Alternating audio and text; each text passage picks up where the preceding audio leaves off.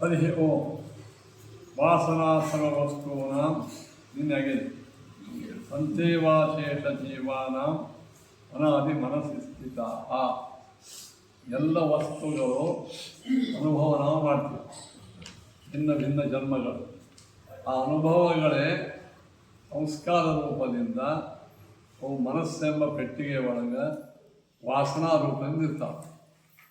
ಅವು ಅನಾದಿ ಕಾಲದಿಂದ ಬರೇ ಈಗಲ್ಲ, ನಿಮ್ಮ ಈ ದೇಹದೊಳಗಿದ್ದ ಮನಸ್ಸಿನೊಳಗೆ ಇದೇ ಜನ್ಮದ್ದಲ್ಲ, ಜನ್ಮ ಜನ್ಮಾಂತರದ ವಾಸನ ಇದ್ದೇ ಇರ್ತದೆ.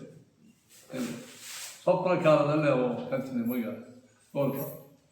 ತ್ರಿಗುಣಾತ್ಮಕ ಮನೋಸ್ಥೈವ ಎಂತಂಕ ಇರ್ತದಂದ್ರೆ ಸತ್ವರಜಸ್ತಮೋ ಗುಣಾತ್ಮಕವಾದ ಮನಸ್ಸು ಯಾವನ್ ಮುಕ್ತಿ ಸದಾ ಮೋಕ್ಷ ಆಗೋ ತನಕ ಇತ್ತು ಎಂದು ತತ್ರೈವ ಅಶೇಷ ಸಂಸ್ಕಾರ. ಆ ಮನಸ್ಸಿನೊಳಗೆ ನಮ್ಮ ಎಲ್ಲ ಸಂಸ್ಕಾರಗಳು ಸಂಚೀಯಂತೆ ಸದೈ.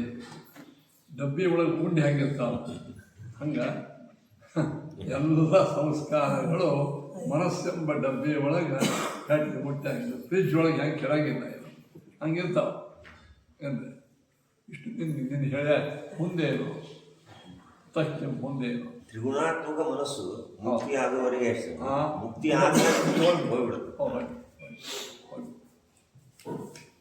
ಸೂಕ್ಷ್ಮತ್ವೇನ ಲಯೇ ಸಚ್ಚ ಅಂದರೆ ಸೂಕ್ಷ್ಮತ್ವೇನ ಆಕತೆ ಉಪಚೀಯತೆ ಸೃಷ್ಟಿಕಾರೇ ಯದಾ ತನ್ನ ಸಂಸಾರ ಸಂಸ್ಥಿತಿ ಸಂಸ್ಕಾರೇಣ ಭಗವಾನೇವ ಸಂಸಾರ ಸಂಸ್ಕೃತಿ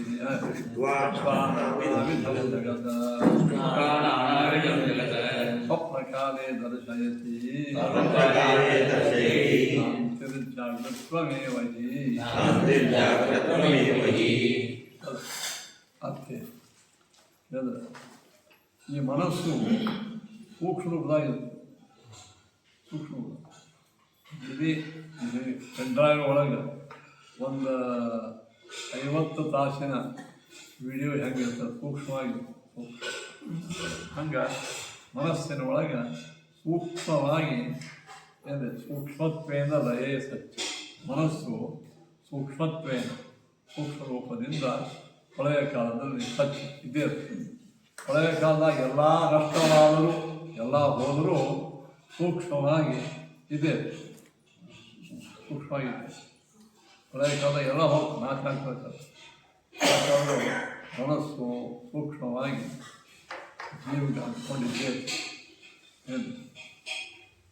ಮುಂದೆ ಸೃಷ್ಟಿಕಾರ ಬಂತು ಅಂದ್ರೆ ಎಂದೆ ಪ್ರಾಕೃತ ಉಪಚೀಯತೆ ಎಂದೆ. ಅದು ಪ್ರಾಕೃತ ಅಂದ್ರೆ ಅಹಂಕಾರ ತತ್ವ ಮೊದಲಾದವುಗಳಿಂದ ಅದು ದೊಡ್ಡದಾಗ. ಹೆಂಗೆ ಉದಾಹರಣೆ ಅಂದ್ರೆ ಸಣ್ಣ ಮೊಳಕೆ ಬೀಜ ಭೂಮಿ ಒಳಗೆ ನೀರು ಗೊಬ್ಬರದಿಂದ ಹೆಂಗೆ ಹರಡ್ತದೆ, ಅದರದ್ದೇ ಹರಡ್ತದೆ, ದೇಹದ ಬರಂಗಿಲ್ಲ. ಸಣ್ಣ ಪುಗ್ಗ ಇರ್ತದೆ ರಬ್ಬರ್, ಹವಾ ಹಿಡ್ಕೊಂಡು ಹಿಂಗೆ ಅಡ್ಡ.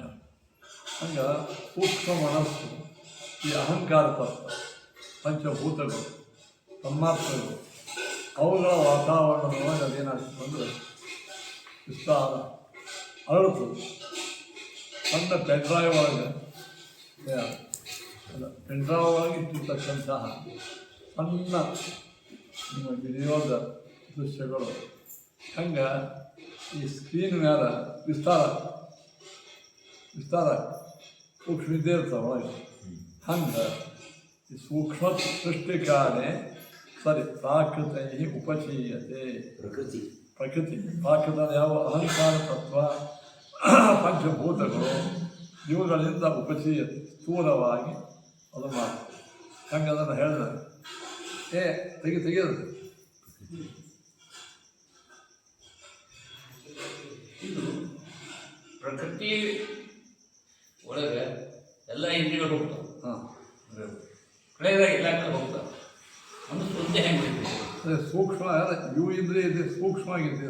ಜೀವ ಜೊತೆ ಇಟ್ಕೊಂಡಿಲ್ಲ. ಹೌದು ಹೌದು, ಜೀವನ ಜೊತೆಗೆ ಇದೆ. ಪೂರ್ವಭಾಗೆಲ್ಲ ಹೌದು. ಅಲ್ಲ, ಲಿಂಗದೇಹ ಜೊತೆಗಿದ್ದೆ.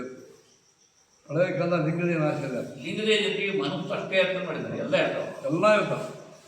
ಅವು ಮುಂದೆ ವಿಷಯ ಸೂಕ್ಷ್ಮ ಭಾಗ ಇದ್ದೇ ಇರ್ತದೆ. ಯಾಕಂದ್ರೆ ಮೊದಲ ಮಾಡಿ ವೃದ್ಧದೇವರು ಹೋಗಿರ್ತಾರೆ, ಮತ್ತೆ ಮನೆ ಹಾಕ್ಬಿಡ್ತಾರೆ. ಹೌದು, ಅವ್ರು ಹೋಗ್ತಾರೆ. ಅದನ್ನು ಮುಖ್ಯವಾಗಿ ಮಹಾತತ್ವ ವಾಯುದೇವರು ಇದ್ದೇ ಇರ್ತದೆ. ಅದ ಕಾರಣ ಅವೆಲ್ಲಕ್ಕೆ ಸೂಕ್ಷ್ಮವಾಗಿ ದೇಹದ ಜೊತೆಗೆ ಎಲ್ಲ 11 ಇಂದ್ರಿಯಗಳು ಇರ್ತವೆ.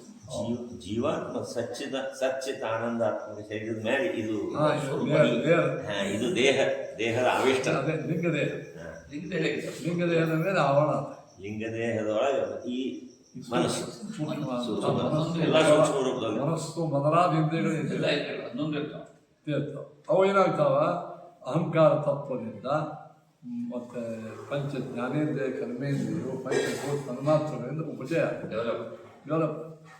ಏನು ಹೇಳಿದ, ಸಣ್ಣ ಬೀಜ ಭೂಮಿಯಲ್ಲೇ ಹಾಕೋದ್ರಿಂದ ನೀರು ಗೊಬ್ಬರದಿಂದ ಹೆಂಗದು ಉಪಚಯ. ಪ್ರಾಕೃತ ಅಂತಂದ್ರೆ ತ್ರಿಗುಣಾತ್ಮಕ. ಅಹಂಕಾರ ತತ್ವ, ಮಹತ್ತತ್ವ, ಒಟ್ಟು ತ್ರಿಗುಣಗಳಿಂದ. ಹೌದು ಹೌದು ಹೌದು. ಸೂರ್ಯದೇಹ ನಾಶ ಆದ್ಮೇಲೆ ಮುಂದೆ ಇರುವ ಅವಶ್ಯಕತೆ ಜೀವನ ಮೇಲೆ ಸೂರ್ಯದೇವ ನಾಶ ಆದ್ಮೇಲೆ ಅವು ಇರುವ ಅವಶ್ಯಕತೆ ಮುಂದಿನ ದೇಹ ಹೌದು. ಈ ಸ್ಥೂಲ ದೇಹ ಹೋಯ್ತು, ಜೀವಂಕ ಅದ. ಈ ಜೀವಾತ್ಮ ಮುಂದಿನ ದೇಹವನ್ನು ಬೇಕಲ್ಲ. ಮುಂದಿನ ದೇಹಕ್ಕೆ ಅದಕ್ಕೊಂದು ಕಾರಣ ಬೇಕಲ್ಲ. ಏನು ಅವಶ್ಯ ನೋಡ್ರಿ, ನೀವು ಮುಂದಿನ ದೇಹ, ನೀವು ಈಗ ನಾವು ಯಾವುದೋ ಕೂತ್ಕೊಂಡಾಗ ಯಾವುದೋ ನೆನಪಾಗ್ತದೆ. ಸ್ವಪ್ನದೊಳಗೆ ಏನೋ ನೋಡ್ತಿದ್ವಿ. ಅದು ಹೆಂಗೆ ನೋಡ್ತೀರಿ? ಈ ಜನ ನೋಡ್ರಂಗೆ ನೀವು ಈ ಜನ ನೋಡ್ರಂಗೆ ನೀವು ಅದನ್ನು ಅದೇ ನೋಡ್ತಿರ್ತೀವಿ. ಅದು ಹೆಂಗೆ ಬಂತಾರೆ ನಿಮಗೆ ಅಂದ್ರೆ ಜನ್ಮಾಂತರದೊಳಗೆ ನೋಡಿದ್ದಲ್ಲ. ಅದೇ ಹಾಗೆ ಜನ್ಮಾಂತರ ನೋಡಿದ್ದೆ ಮನಸ್ಸಿನಾಗಿತ್ತು. ಆ ಮನಸ್ಸಿನ ಜೊತೆಗಿದ್ದೇ ಜೀವಾತ್ಮ ದೇಹ ಬಿಟ್ಟು ಹೋದರೂ ಕೂಡ ಸೂಕ್ಷ್ಮವಾಗಿ ಅವನ ಜೊತೆಗೆ ಮನಸ್ಸಿದ್ದೇ. ಮನಸ್ಸು ಎಲ್ಲ ಇಂದ್ರಿಯಗಳು ಇದ್ದೇ ಸೂಕ್ಷ್ಮವಾಗಿ, ಅತಿ ಸೂಕ್ಷ್ಮ. ನನ್ನ ದೃಷ್ಟಾಂತ ಕೊಟ್ಟ, ನೀವು ಬೆಳ್ಳುಳ್ಳಿ ಚಟ್ನಿ ಮಾಡಿದ ಭಾಂಡಿ ಏನದ ಅದೆಷ್ಟು ಸಿಕ್ಕಿದ್ರು ಸೂಕ್ಷ್ಮವಾಗಿ ಒಳಗೆ ವಾಸ್ತಿದೆ. ಎಷ್ಟೇ ನೀವು ತಿಕ್ಕ್ರಿ, ಸಾಮಾನು ಹಾಕಿರಿ, ಏನು ಹಾಕಿದ್ರೆ ಮಸ್ತ್ ಸ್ವಲ್ಪ ಅರಿವಿಗೆ ನೀವು ಎಷ್ಟೋ ಮಂದಿ ಬೆಳ್ಳುಳ್ಳಿ ದಿನ ತಿನ್ನೋದು ಅರಿವಿ ಬೆವರದಿಂದ ಆಗಿ ಅದು ಬೆಳ್ಳುಳ್ಳಿ ವಾಸ. ಅದೆಲ್ಲ ಎಷ್ಟೇ ಒಗಿದೆ ಏನೇ ಮಾಡಿ ಹಂಗಿದೆ ಸೂಕ್ಷ್ಮ. ಇದು ಅವ್ರದ್ದೇ ಅಂತ ಪ್ರಶ್ನೆ. ಅವಶ್ಯಕತೆ ಏನದಂತ ಸೂರ್ಯದು ಹೋದ್ಮೇಲೆ ಇದ್ರದ್ದೇನು ಅವಶ್ಯಕತೆ? ಹೇಳಿದ್ರ ಸ್ಥೂಲ ದೇಹ ಹೋದ ಮೇಲೆ ಅವಶ್ಯಕತೆ ಅಂದ್ರೆ ಮುಂದಿನ ದೇಹ ಅವನಿಗೆ ಮನುಷ್ಯ ಜನ್ಮೇ ಬರಬೇಕು. ಕರ್ಮದ ಅನುಸಾರ ಅಲ್ಲ, ಕರ್ಮ ಅಲ್ಲ. ಅವನ ಸಂಸ್ಕಾರ, ಅವನ ಮುಂದಿನ ಜನ್ಮ ಬರ್ಲಿಕ್ಕೆ ಕಾರಣ ಬೇಕು. ಈ ಸ್ವಪ್ನ ಬೀಳಿ ಕಾರಣ ಬೇಕು.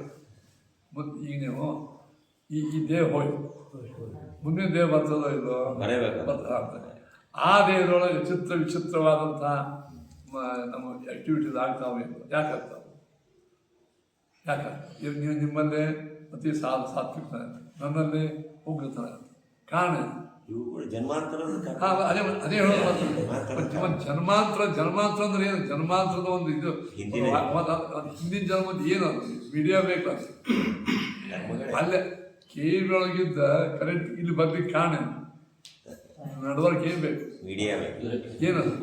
ಮತ್ತು ಹೋದ ಜನ್ಮ ಒಳಗೆ ಬರೀ ಬಾಯಿಗೆ ಅಂದ್ಬೇಕು. ಹೋದ ಜನ್ಮದ ಈ ಜನ್ಮ ಹೆಂಗೆ ಬಂತು? ಅದು ಬರ್ಲಿಕ್ಕೆ ಅದಕ್ಕೊಂದು ವೈರ್ ಬೇಕಲ್ಲ. ಯಾವುದು? ಅದೇ ವೈರೇ ಬಂತು. ವೈರ್ಲೆಸ್ ಒಳ ಸೂಕ್ಷ್ಮನೂ ಇರ್ತಾವೆ.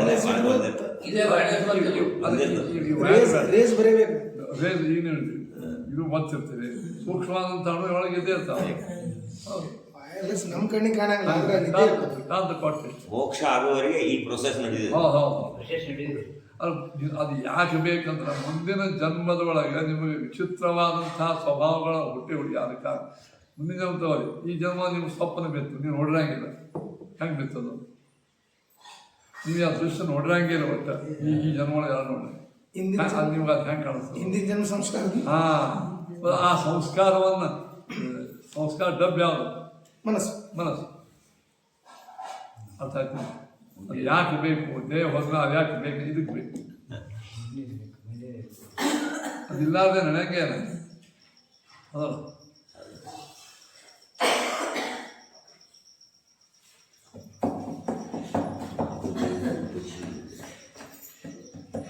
ನೀವೆಲ್ಲ ರಿಟೈರ್ಮೆಂಟ್ ಆದ್ಮೇಲೆ ನೀವು ಬ್ಯಾಂಕ್ ಅಕೌಂಟ್ ಇದ್ದೇ ಇರ್ತದೆ. ಅದ್ಯಾಕೆ ಬೇಕಂದ್ರೆ ಮುಂದೆ ಪೆನ್ಷನ್ ತೊಗೊಳಿಕ್ಕೆ. ಪೆನ್ಷನ್ ತೊಗೊಳಕ್ಕೆ ಬಂದ್ರೆ ಒಂದು ಬ್ಯಾಂಕ್ ಅಕೌಂಟ್ ಹಾಕಬೇಕಾ? ರಿಟೈರ್ಡ್ ಆಗಿದ್ರೆ ಎಲ್ಲ ಬ್ಯಾಂಕು ಎಲ್ಲ ಮುಗ್ದಂಗೆ ಆಯ್ತು. ಮತ್ತ್ಯಾಕ ಬ್ಯಾಂಕ್ ಅಂದ್ರೆ ನಿಮ್ದು ಕೇಳ್ತಾರ ಅವ್ರು, ನಿಮ್ಮ ಪೆನ್ಷನ್ ಯಾವ ಬ್ಯಾಂಕ್ನಾಗ ಮಾಡೋದು.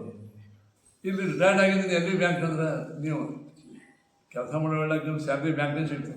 ಅದಲ್ಲ, ಕೆಲಸ ಮುಗೀತು, ನೀವು ಬ್ಯಾಂಕ್ನೂ ಕ್ಲೋಸ್ ಮಾಡಿಬಿಡ್ತೀರ. ಪೂರ್ಣ ಮೋಕ್ಷ ಆಗೋ ತನಕ ಅಕೌಂಟ್ ಇರ್ತದೆ, ಮುಂದೆ ತೆಗೆದು ಹೋಗಿತ್ತಾರ. ಅಲ್ಲ, ಮುಂದೆ ಮೋಕ್ಷ ಆದ್ಮೇಲೆ ಅಕೌಂಟ್ ಇದ್ದೇ ಇರ್ತದ. ಇಲ್ಲಿದ್ ಮೋಕ್ಷ ನಾಮಿನಿ ಹೋಗ್ತದೆ. ನಮ್ಮ ತಾಯಿಯವರದ್ದು ಅಕೌಂಟ್ ಹಂಗೆ ನಾವು ಬಂದ್ ಮಾಡಿಲ್ಲ. ಅವ್ರು ಕೇಳ್ತಾರೆ, ನಾವು ಡೆತ್ ಸರ್ಟಿಫಿಕೇಟ್ ಕೊಟ್ಟಿವಿ, ಪೆನ್ಷನ್ ಬಂದಾಗ್ಯದ. ಪೆನ್ಷನ್ ಆ ಪೆನ್ಷನ್ ಆಗಿ ರೊಕ್ಕ ಯಾರು ತೊಗೋತಿದ್ರಲ್ಲ ಅದೊಂದು 10-15 ಸಾವಿರ ರೂಪಾಯಿ ಉಳಿದಿತ್ತು. ಅವ್ರು ಈ ರೊಕ್ಕದ ಡೆತ್ ಸರ್ಟಿಫಿಕೇಟ್ನಾಗ ಮಾಡಿ ಇನ್ನು ರೊಕ್ಕ ತೊಗೋದು ಹೆಂಗೆ ತೊಗೊಂಡ್ರೆ ನಾವೆಲ್ಲ ಮಕ್ಕಳು ಭಾಳ ಸಾರಿ ಇದ್ದೀವಿ ಅಂತ ಇದು ಕೊಡ್ಬೇಕು ಡಿಕ್ಲರೇಷನ್ ಸರ್ಟಿಫಿಕೇಟ್. ಯಾರೋ ನೀವೇ ಹೇಳ್ಬೇಕಂತ ಯಾರೋ ಯಾರು ಮಾಡಿಬೇಡ್ರಿ.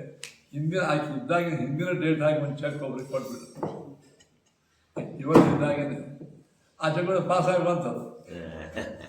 19,000 ರೂಪಾಯಿದಾಗ ಒಂದಿನ 18,000 ರೂಪಾಯಿ 20,000 ರೂಪಾಯಿ ಅಂದರೆ ಹಿಂದಿನ ಡೇಟು ಅವ್ರು ಇದ್ದಾಗೇ ನಾವು ಚೆಕ್ ಕೊಟ್ಟಿರಪ್ಪ ಅದು ಅವರೆಲ್ಲ ಇದು ಮಾಡ್ತಾರೆ. ಮತ್ತು ಆದರೂ ಇನ್ನೊಂದು 1,000 ರೂಪಾಯಿ ಮಾಡೋದು ಅದಕ್ಕೆ ಹೋಗಿ ಆ ರೊಕ್ಕ ಇದು ಮಾಡಿ ಎಲ್ಲ ಮಕ್ಕಳು ಸೇವ್ ಮಾಡ್ಬೇಕಂತ ಅಲ್ಲಲ್ಲೇ ಬಿದ್ದದು. ಇದೇ ಬ್ಯಾಂಕ್ ಇಲ್ಲೇ ಇಲ್ಲಿ ಹಾಂ, ಗ್ರಾಮೀಣಲ್ಲಿ ಯಾವುದೋ ಕ್ಯಾಮ್ರಾ ಸಿಂಡಿಕೇಟ್ ಎರಡೂ ಕೂಡ ಆಗ್ಯಾವ. ಅಂದ್ರೆ ಹಿಂಗೆ ಹೋದ್ರೂ ಸಂಸ್ಕಾರ ಬೀಳಂಗಿಲ್ಲ, ಹೋದ್ರೂ ಬ್ಯಾಂಕ್ ಅಕೌಂಟ್ ಇನ್ನೂ ಕ್ಲೋಸ್ ಆಗಿಲ್ಲ, ನಾವೇ ಮಾಡಬೇಕಿದ್ದವು. ತಪ್ಪದಿಷ್ಟೇ, ಯಾವುದೇ ಜನ್ಮೊಳಗಿದ್ದರೂ ಕೂಡ ಯಾವುದೇ ಜನ್ಮೊಳಗಿದ್ದರೂ ಕೂಡ ಮನಸ್ಸು ಜೋಡಿ ಇದೆ, ಸೂಕ್ಷ್ಮವಾಗಿ.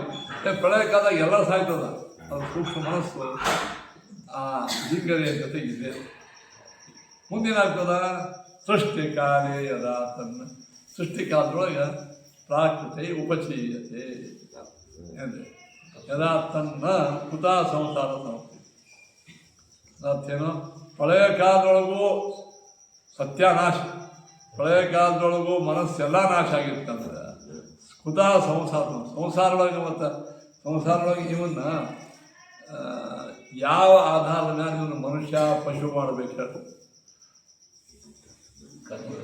ಪ್ರಳಯ ಕಾಲ ಹೊಸ ಹೆಸರುವ ಜೀವಂಕ ಇದೆ ಅಂತ ಇವನಿಗೆ ಆಟ ಆಗಬೇಕು, ನಾಯ ಆಗಬೇಕು, ಮಾನವ ಆಗಬೇಕು. ಇದಕ್ಕೊಂದು ಇದು ಬೇಕಲ್ಲ, ಕಾರಣ ಬೇಕು. ಪ್ರಳಯ ಕಾಲದಿಂದ ಮುಗಿತು, ಎಲ್ಲ ಸತ್ಯನಾಶ ಆಗಿ ಹೋಯ್ತು. ಹೊಸ ಕಾರಣ ಇವಾಗ ದೇವತಾ ಮಾಡಬೇಕು, ಇವನನ್ನ ಮಾನವನಾಗಿ ಮಾಡಬೇಕು. ಇವನಿಗೆ ಸುಖಿ ಸ್ಟಾರ್ಟಿಂಗ್ ಫಸ್ಟ್ ಆಗ್ತದೆ. ಅದು ಅದಕ್ಕೊಂದು ಬೇಸ್ಮೆಂಟ್ ಬೇಕಲ್ಲ. ಅದಕ್ಕೆಲ್ಲ ಹೇಳಿದ್ರು, ಯದಾ ತನ್ನ ಹಳೆಯ ಕಾಲದೊಳಗೂ ಅದೆಲ್ಲ ನಾಶ ಆಗಿ ಹೋಗಿತ್ತಂದ್ರೆ ಸಂಸಾರ ಸಂಸತಿ ಕೃತ, ಸಂಸಾರ ಒಳಗೆ ಇವನಿಗೆ ಸ್ಥಿತಿ ಹೆಂಗಲ್ಲ. ಮತ್ತು ಪ್ರಳಯ ಕಾಲ ಸಂಸಾರ ಶುರುವಾಗ್ತದೆ ಅಂದರೆ ಇವ್ನ ಸ್ಥಿತಿ ಎದರಿಂದ ಸಿದ್ಧ ಆಗ್ತದೆ.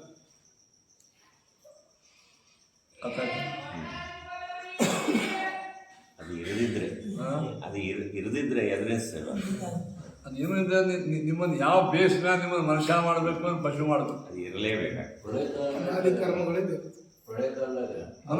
ಮನಸ್ಸದ ಸೂಕ್ಷ್ಮ ಮನಸ್ಸದ ಆವಾಗೆಲ್ಲ ಸತ್ಯಾನಾಶ ಆಗಿ ಹೋಗಿತ್ತಂದ್ರೆ ಮುಂದೆ ಸೃಷ್ಟಿ ಶುರುವಾಗ್ತದೆ. ಸೃಷ್ಟಿಗಳು ಮತ್ತು ನಾವು ಜೀವರಾಶಿ ಬರೆಯಬೇಕಾ? ಅಲ್ರಿ, ಇನ್ನೂ ಇದ್ದಾರ ಪ್ರಳಯ ಮಹಾಪ್ರಳಯ ಬಿಟ್ಬಿಡ್ರಿ, ದೈನಂದಿನ ಪ್ರಳಯ ಆಗೇ ಆಗ್ತಾವಲ್ಲ. ಆ ಪ್ರಳಯ ಬಂದೇ 100 ವರ್ಷ ಒಳಗಾಗಿ ಎಷ್ಟು ಪ್ರಳಯ ಆಗ್ತಾವ. ಆ ಪ್ರಳಯ ಒಳಗೆ ಇವನಿಗೆ ಏನು ಮಾಡಬೇಕು ಪರಮಾತ್ಮ, ಏನು ನೋಡಿ ಮಾಡಬೇಕು ಇವನು, ಮನುಷ್ಯ, ಪಶು, ಪಕ್ಷಿ, ಇನ್ನು ನೋಡಿ ಮಾಡಬೇಕು. ಅದಕ್ಕೆ ಕುತ ಸಂಸಾರ ಸಂಸ್ಥಿತಿ, ಸಂಸಾರದೊಳಗೆ ಇವನಿಗೆ ಇಂಥ ಸ್ಥಿತಿ ಆಗಬೇಕಂತಂದಿಕ್ಕೆ ಅದರಿಂದ ಅದಕ್ಕೆ ಪರಮಾತ್ಮ ಏನು ಮಾಡ್ತಾನ, ಸಂಸ್ಕಾರೈ ಭಗವಾನೇವ ಸೃಷ್ಟ್ವಾ ನಾನಾ ವಿಧಂ ಜಗತ್ತ. ಪ್ರಳಯ ಕಾಲ ಆಯಿತು, ಸ್ವಪ್ನ ಕಾಲದಲ್ಲಿ ಇವನಿಗೆ ಸಂಸ್ಕಾರೈ ಅನಾದಿ ಕಾಲದಿಂದ ಇರತಕ್ಕಂತಹ ಮನಸ್ಸು ಎಂಬ ಡಬ್ಬೆಯಲ್ಲಿ ಇರುವ ಇನ್ನು ಸಂಸ್ಕಾರವಲ್ಲ, ಸಂಸ್ಕಾರ ಅಂದ್ರೆ ಒಂದೇ, ವಾಸನ ಅಂದ್ರೆ ಒಂದೇ. ಅವುಗಳಿಂದ ಪರಮಾತ್ಮ ನಾನಾ ವಿಧಂ ಜಗತ್ ಸೃಷ್ಟ, ನಾನಾ ವಿಧವಾದಂತಹ ಜಗತ್ತದೇನು ಹೇಳಿದ್ರೆ ಮನೆ, ಆನೆ, ಒಂಟೆ, ಕುದುರೆ, ಟ್ರಕ್ಕು, ಕಾರು, ನಾವೇನೇನು ಪೂಜೆಯನ್ನು ನೋಡಿರ್ತೀವೋ ಎಲ್ಲ ಏನಿದೆ ಅವುಗಳ ನಾನಾ ವಿಧವಾದಂತಹ ಜಗತ್ತನ್ನು ಸೃಷ್ಟಿಸಿ ಸ್ವಪ್ನಕಾಲೇ ದರ್ಶಯತಿ. ಅದು ಆಯ್ತಲ್ಲ, ಸ್ವಪ್ನಕಾಲದಾಗ ಪರಮಾತ್ಮ ತೋರಿಸ್ತಾರೆ. ಈಗ ನಿನಗೆ ಈಗ ಯಾವುದೋ ಒಂದು ದೊಡ್ಡ ಸಿಂಹಾಸನ ಕೂತು ರಾಜಾದ ರಾಜ ಇನ್ನೈತೆ, ನೀ ಈ ಜನ್ಮೊಳಗಂತೂ ರಾಜಾದ ರಾಜ ಅದು ಹೆಂಗೆ ಬಂತು ನಿನಗೆ ಹೆಂಗೆ? ಅದು ನೀನು ನೋಡ್ಲಿಕ್ಕೆ ಅಂದ್ರೆ ಜನ್ಮಾಂತರ ಏನೋ ಆಗಿರ್ತಿದ್ದೆ, ಆ ಸಂಸ್ಕಾರ ಒಳಗಿರ್ತದ, ಅದನ್ನು ತಗೊಂಡೇ ಪರಮಾತ್ಮ ನಿನಗೆ ಆ ಒಂದು ರೂಪ. ಒಂದು ವೇಳೆ ನಿನಗೆ ಹೀಗೆ ಇನ್ನೊಬ್ಬಾತಗ ಭಿಕ್ಷುಕನಾಗಿ ತೋರಿಸ್ತಾನೆ, ಯಾರು ದೇವ್ರ ಇಚ್ಛಾರ, ಅವನೇನು ಇಚ್ಛಾರ, ಅವನು ಉತ್ಸೃಂಖನಾಗ್ತಾನೆ, ಅನ್ಯಾಯ. ನಿಮ್ಗೆ ಒಳ್ಳೆ ಸ್ವಪ್ನ, ಅವ್ನು ಕೆಟ್ಟ ಸ್ವಪ್ನ ಯಾಕೆ? ನೀವು ಒಳ್ಳೆ ಸಾಮಾನ್ಯ ಒಂದು ಮನೆ ಒಳಗೆ ಕೂತ್ಕೊಂಡು ಧ್ಯಾನ ಮಾಡ್ಬೋದು, ಇನ್ನೊಬ್ಬಾತಿಗೆ ಸರಿ ಕುಡುಕಾಗಿ ಹಿಂಗೆ ಮಳ್ಳಾಡ್ಬೋದು. ಅವ್ನಿಗೆ ಹಿಂಗ್ಯಾಕೆ ಅಂತ ಕೇಳಿದ್ರೆ ಗೊತ್ತೇನು, ಅವನ ವಾಸನ ಹಂಗಿತ್ತು, ಇನ್ನು ವಾಸನ ಹಿಂಗಿತ್ತು, ಅವನ ಸಂಸ್ಕಾರ ಹಂಗಿತ್ತು, ಹಿಂಗಿತ್ತು ಅಂತ. ಇಲ್ಲೇ ಹೋದರೆ ಭಗವಂತ ಪಕ್ಷಪಾತ ಆಗೋ ಪ್ರಸಂಗ ಬರ್ತದ. ವಿಚಿತ್ರ ಸ್ವಪ್ನ ಬೀಳ್ತಾವಿಲ್ಲ, ಎಲ್ಲರೂ ಒಂದೇ ಬೀಳ್ತಾವೇನೋ, ಈ ಜನ್ಮದ್ದು ಬೀಳ್ತಾವೆ ಸಂಸ್ಕಾರ, ಜನ್ಮಾಂತದ್ದು ಬೀಳ್ತಾವೆ. ಆವಾಗ ಎಲ್ಲರೂ ಸಮಾನತೆನೇ ಇದ್ರೆ ಪಕ್ಷಪಾತ ಮಾಡ್ದಂಗ, ಸಮಾನ ಇದ್ರೆ ಪಕ್ಷಪಾತ ಮಾಡ್ದಂಗ. ಹೌದೌದು, ಪಕ್ಷಪಾತ ಮಾಡ್ದಂಗೆ ಆಗ್ತದೆ. ಅದು ಸರಿ. ಅದು ಒಂದು 25 ವರ್ಷ ತರುಣ ಕೂತ ಅವಗೂ ಅರ್ಧ ಉಂಡಿ, ಸಣ್ಣ ಹುಡುಗ ಅರ್ಧ ಉಂಡಿ, ಅದು ಪಕ್ಷಪಾತ ಬಡಿಸೋ ಬೇಡ, ಸರಿಯಾಗಿ ಬರ್ಸಂಗಿರ್ತೀವಿ, ಸರಿಯಾಗಿ ಎಲ್ಲರಿಗೂ ಬರಬರ ಹಾಕಿ ಬರಬರ ಹಾಕೋದೇ ತಪ್ಪು. ಸಮ ಬಡಿಸೋದು ಅಂದ್ರೆ ಹೌದು, ಸರಿ ಹೇಳಿ. ಹೌದು, ಎಲ್ಲರಿಗೂ ಸಮಾನವಾಗಿ ಟ್ರೀಟ್ಮೆಂಟ್ ಕೊಡೋದೇ ತಪ್ಪು. ಯಾಕಂದ್ರೆ ಡಾಕ್ಟರು ಕೆಮ್ಮನ ಹಿಡಿದ ಒಂದು ಗುಳಿಗೆ ಬೇರೆ ಬರೆದು ಕೊಡ್ತಾರೆ, ದೊಡ್ಡ ಜಡ್ಡದ ಗುಳಿಗೆ ಬೇರೆ ಕೊಡ್ತಾರೆ, ಅದು ಪಕ್ಷಪಾತ. ಅದು ಅದೇ ಪಕ್ಷಪಾತ, ಅದೇ ಅಸಮಾನತ. ಎಲ್ಲರಿಗೂ ಒಂದೇ ಗುಳಿಗೆ ಬರ್ಕೊಂಡು ಅಂದ್ರೆ ಅದು ಪಕ್ಷಪಾತ, ಅದು ಸಮಾನ ಅಲ್ಲ. ಅದು ಪೇಷಂಟ್ ಹೋಗ್ತದೆ, ಪೇಷಂಟ್ ಶಿಕ್ಷಕ ಯಾರ್ಯಾರು ಬರದಾರ ಎಲ್ಲರಿಗೂ ಒಂದೇ ಮಾತು, ಅದು ಖರೆ, ಅದು ಅಸಮಾನತೆ. ಎಲ್ಲರಿಗೂ ಒಂದೇ ಆದರೆ ಅಸಮಾನತೆ ಏನ್ರಿ? ಮಹಾಶಿಕ್ಷಕರೇ, ಶಿಕ್ಷಣ ತಜ್ಞರೇ, ಅದು ಏನಂತೀರಿ, ಇದು ಚುನಾವಣೆ ಕೆಟ್ಟಂತೆ. ಅದು ಎಲ್ಲರಿಗೂ ಒಂದೇ ಮಾತು ಹಾಕಿ, ಇದು ಸಮಾನತೆಯೋ ಅಸಮಾನತೆಯೋ? ಪಕ್ಷಪಾತ. ಮೇಲ್ನೋಟಕ್ಕೆ ಸಮಾನತೆ ಕಾಣಿಸ್ತದೆ, ಎಲ್ಲರಿಗೂ 50 ಮಾತು. ಅದು ಎಲ್ಲರಿಗೂ ಸಮಾನ ಅಂತ ಹೊರಗೆ ಕಂಡ್ರೂ ಒಳಗ ವಿಷಮ. ಹಂಗೆ ಭಗವಂತ ಸ್ವಪ್ರಕಾರೇ ದರ್ಶಯತಿ ಭ್ರಾಂತಿ ಜಾಗೃತ್ವಮೇ. ಅದು ಇಷ್ಟೆಲ್ಲ ನೀವು ಸ್ವಪ್ನದ ಬಗ್ಗೆ ಕೊಂಡಾಡಿದ್ರಿ, ಅದು ಸ್ವಪ್ನ, ಇದು ಸುಳ್ಳ, ಭ್ರಾಂತಿ ಅಂತಂತಾರಲ್ಲ, ಅದಕ್ಕೇನರ್ಥ? ಎಷ್ಟೋ ಮಂದಿ ಅಂತಾರೆ ಸ್ವಪ್ನ ಸೊಂಬದು, ಸಿಂಪಿ ತೋರಿದ ಬೆಳ್ಳಿ ಅಂತೆ, ತೋರ್ಯದ ಅನುಭವ. ಸ್ವಪ್ನ ಇದು ಭ್ರಾಂತಿ ಅಂತಂತಾರಲ್ಲ ಅಂದ್ರೆ ಎಷ್ಟೋ ಕಡೆಗೆ ಪುರಾಣದಲ್ಲಿ ಸ್ವಪ್ನ ಇರೋ ಭ್ರಾಂತಿ ಅದ ಅರ್ಥ ಏನು? ಅದಕ್ಕೊಂದು ಅರ್ಥ ಏನು ಭ್ರಾಂತಿ ಅಂತ. ಒಳಗೆ ಕಂಡ ಆನೆ, ಕುದುರೆ, ಒಂಟಿ ಇತ್ಯಾದಿ ಹೊರಗಿಂದೇ ಬಂದಾವಂತ ಅನ್ನೋದು ಭ್ರಾಂತಿ. ಹೊರಗೆ ನಿಂತಿರ್ತಾವಲ್ಲ ಕತ್ತೆ, ಕುದುರೆ, ನಾಯಿ, ಕೂಡ ಅವೇ ಒಳಗೆ ಬಂದು ನಿಂತಾವ ಅಂತ ಅನ್ನೋದು ಭ್ರಾಂತಿ. ಈ ಮಧ್ವಾಚಾರ್ಯ ಫೋಟೋ, ಈ ಫೋಟೋನೇ ಮಧ್ವಾಚಾರ್ಯ ಅನ್ನೋದೇನಿದು ಭ್ರಾಂತಿ. ಆದರೆ ಮಧ್ವಾಚಾರ್ಯ ಚಿತ್ರ ಅಂತ ಅನ್ನೋದು ಸತ್ಯ. ಸ್ವಪ್ನದೊಳಗೆ ಸ್ವಪ್ನತ್ವೇನ ಇದ್ದದ್ದು ಸತ್ಯ. ಸ್ವಪ್ನದಾಗಿದ್ದದ್ದೆಲ್ಲ ಅದು ನಮ್ಮ ಮನೆಯೇ, ಅದು ಈ ಮನೆ ಹೋಗಿ ನಿಂತದೆ, ಈ ಮನೆ ಅನ್ನೋದು ಅದು ಆ ಅರ್ಥದೊಳಗೆ ಮಂದಿ ಭ್ರಾಂತಿ ಅಂತಿರ್ತಾರೆ. ಅರ್ಥ ಆಯ್ತಿಲ್ಲ?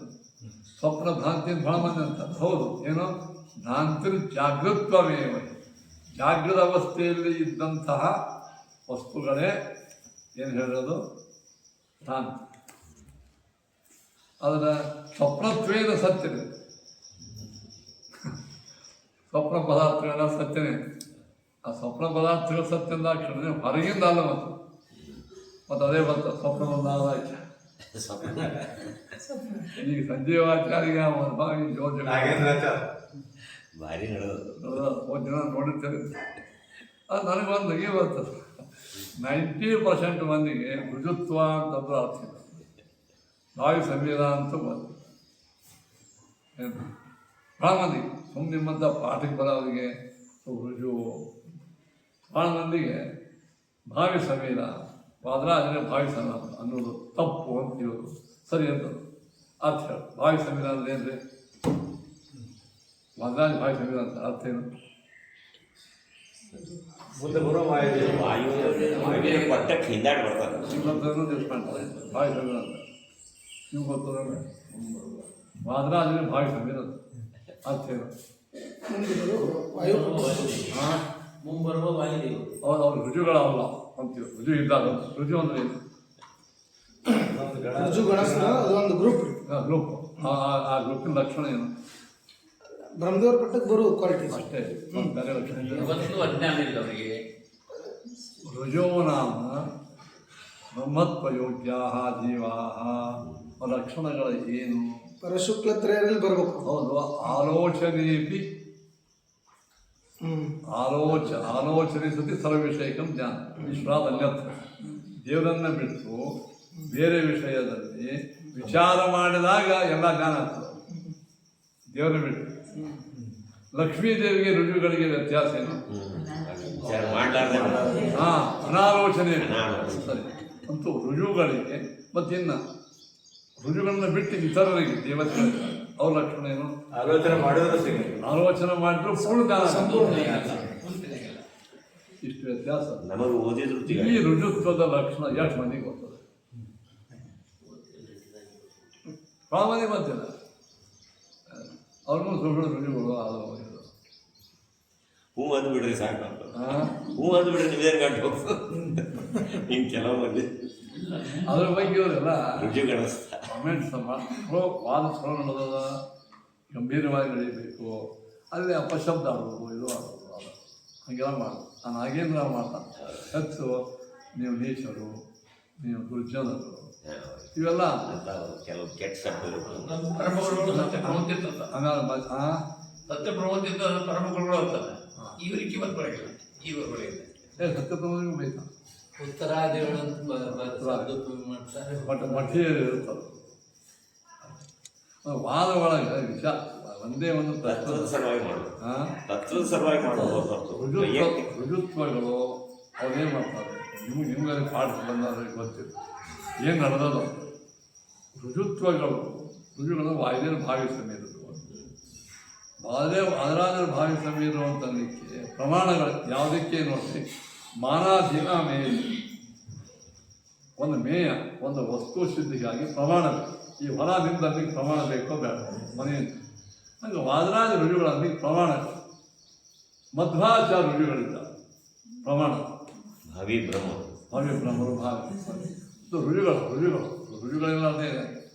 ಮಧ್ವಾಚಾರ ಅಂದ್ರೆ ವೇದಗಳು, ಪುರಾಣಗಳು. ಇವರಿಗೂ ಅವರಿಗೂ ಪ್ರಾಣಿಗಳು. ನಾವು ಯಾವುದೋ ಒಂದು ವೇದ ಹಾಕೊಳ್ಳೋದಲ್ಲ. ಈಗ ವೇದ ಒಳಗೆ ಬಂದು ಹೆಸರನ್ನ ಇಟ್ಕೊಂಡ್ಬಿಟ್ರೆ ಅನ್ನೋದು ಅದರ ವೇದ ಒಳಗೆ ನನ್ನ ಹೆಸರು ಬ್ರಹ್ಮ ಅದು, ನನ್ನ ಹೆಸರು ಬ್ರಹ್ಮ ಅಂತ ಬಂದ ಹಿಂಗಲ್ಲ. ವೇದದ ಒಳಗೆ ಹೆಸರು ಬಂದದು ಅಂತ ನಮ್ಮ ಮಾಧ್ವರಿಗೆ ನಮಗೆ ಪರಮ ಪ್ರಮಾಣ ಯಾವುದು? ಮಧ್ವಾಚಾರವಾಯಿತು. ಮುಂದೆ ಬೇರೆ ಒಟ್ಟಿಗೆ ವಿಚಾರ ಮಾಡೋಕೆ ಇಲ್ಲ. ಮಾಧ್ವರಿಗೆ ಮಧ್ವಾಚಾರವಾಯ್ದಿರೋದಕ್ಕೆ ನಮ್ಮ ಮಧ್ವಾಚಾರವಾಗಿ ಸಾಕು. ನಮಗೆ ಮಧ್ವಾಚಾರ ಹೇಳ್ತಾರೆ ಈ ವೇದೊಳಗೆ ಹಿಂಗೆ ನನ್ನ ಸಾಕು ನಮ್ಗೆ. ನಾವು ಅಷ್ಟೇ ಬೀಳ್ತೀವಿ ನಾವು. ವಾದರಾಜರು ಏನು ಹೇಳ ನಾ ರುಜು ಅಂತೇನೆ, ನಾನು ವಾಯ್ದೆ ಮುಂದಿನ ವಾಯ್ದೆ ಸಾಕ್ಷಾತ್ ವಾಯ್ದೆ ವಾದರಾಜ ಒಂದೇ ಒಂದು ತೋರಿಸ್ಕೊಂತ ನಾವು ಕೇಳ್ತೇವೆ. ಆಮೇಲೆ ರುಜುಗಳಿಗೆ ಎರಡನೇದು ಅವರಿಗೆ ಅಜ್ಞಾನ ಆಯಾಸಾದಿಗಳು ಇರಂಗಿಲ್ಲ ಅಂತ. ವಾದರಾಜರಿಗೆ ಅಜ್ಞಾನ ಆಯಾಸಾದಿಗಳು ಕಾಣಿಸ್ತಾವೆ. ಅದು ನಾಟಕಕ್ಕಾಗಿ ಮಾಡ್ಯಾರ ಅಂತ ಅವ್ರು. ಮಧ್ವಾಚಾರ ಒಂದು ಕಡೆ ನಾಟಕಕ್ಕಾಗಿ ಆಯಾಸ ಅಜ್ಞಾನ ತೋರಿಸ್ತಾರೆ ಹೇಳ ಇಲ್ಲ. ನಮಸ್ಕಾರ ಮಾಡ್ಯಾರ ದೊಡ್ಡ ಕನ್ನಡ, ಅದು ಗ್ರಂಥೊಳಗಾದ ಅವ್ರಿಗೆ ಮಾಡಿ. ಗ್ರಂಥೊಳಗೆ ಅವರು 38 ಗ್ರಂಥೊಳಗೆ ವೇದವ್ಯಾಸ ನಮಸ್ಕಾರ ಅಷ್ಟೇ ಮಾಡ್ಯಾರ.